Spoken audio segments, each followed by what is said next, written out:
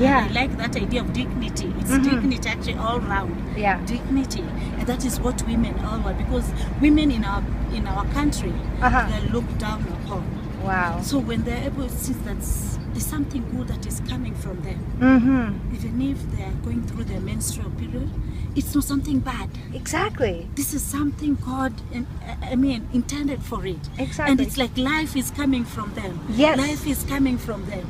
And this will continue even to women with their children, and it will go on and on. So this is something very good. I'm so just excited. to- Like, scrape me off the ceiling type of excitement. I am just like, my time with you was just like, I'm just, God is doing something beyond our wildest imaginations. And he brings the people together.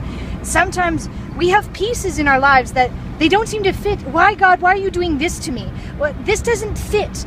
And then all of a sudden, you come and this piece fits way over on the other side of your life.